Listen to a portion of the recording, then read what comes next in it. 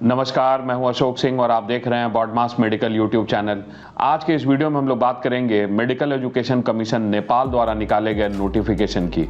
ये नोटिफिकेशन क्या है, नेपाल में एडमिशन का प्रोसेस क्या है, कितनी सीटें भारत के बच्चों के लिए है, किस तरह से आपको वो सीटें मिल सकती हैं, इसके बारे में हम लोग इस डिटेल वीडियो में बात करेंगे। और इसके बारे में आपको complete information medical education commission Nepal के नोटिफिकेशन में भी मिलेगा, जिसको आप डिस्क्रिप्शन में जाकर डाउनलोड कर सकते हैं या आप हमारे टेलीग्राम चैनल पे जाकर इसका पीडीएफ डाउनलोड कर सकते हैं।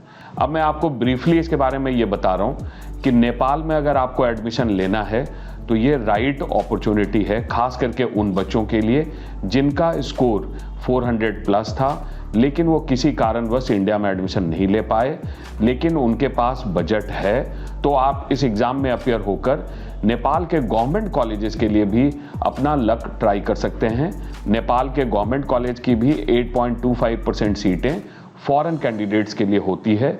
तो अगर आप बहुत अच्छा परफॉर्म करते हैं नेपाल के एग्ज़ाम में तो आप नेपाल के गवर्नमेंट कॉलेज में भी जाकर पढ़ सकते हैं। नेपाल में कितने कॉलेजेस हैं, कौन सी यूनिवर्सिटी में कितनी सीटें हैं, इसके बारे में हमने एक और वीडियो बनाया हुआ है, आप हमारे चैनल पे जाकर उस वीडियो को देख सकते हैं। तो चलिए वीडियो को शुरू करते हैं। ये medical education counselling entrance exam है जो कि बैचलर लेवल के लिए 2023 का।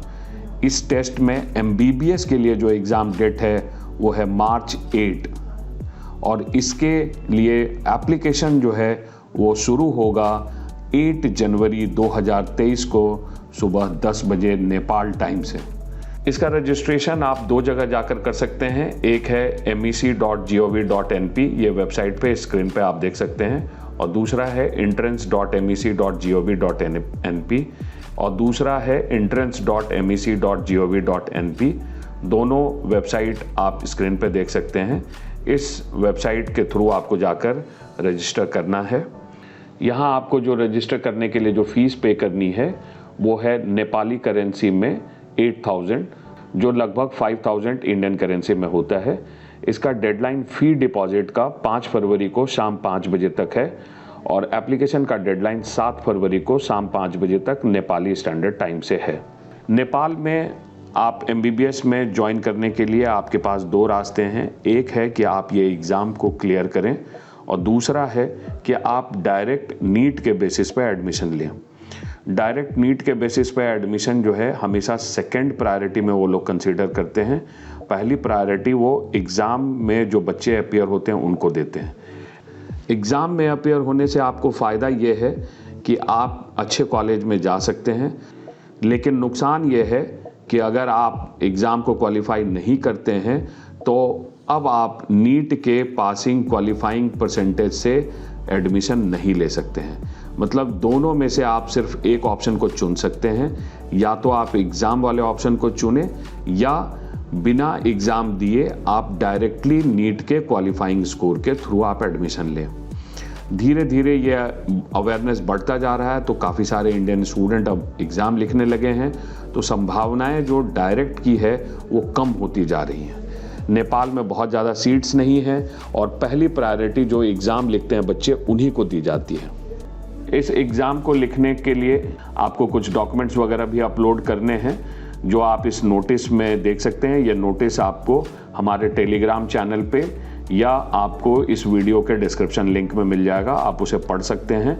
अगर आपको इसमें हमारी मदद चाहिए तो आप स्क्रीन पे दिए गए नंबर पे कॉल कर सकते हैं, हम लोग भी आपको हेल्प कर देंगे वहाँ के रजिस्ट्रेशन नेपाल में एग्ज़ाम के लिए रजिस्टर करने में।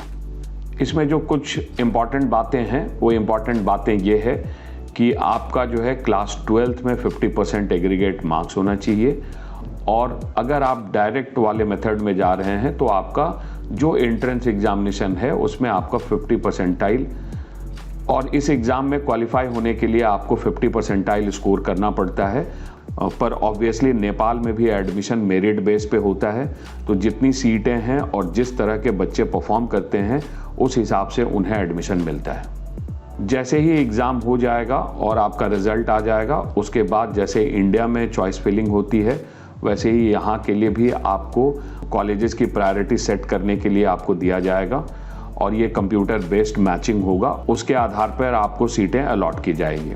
पहली प्रायोरिटी उन्हीं बच्चों को दी जाएगी जो ये इस एग्ज़ाम को क्वालिफाई करेंगे और जिनके अच्छे मार्क्स होंगे उनको ही पहले प्रेफरेंस के साथ अच्छे कॉलेजेस अलॉट होंगे।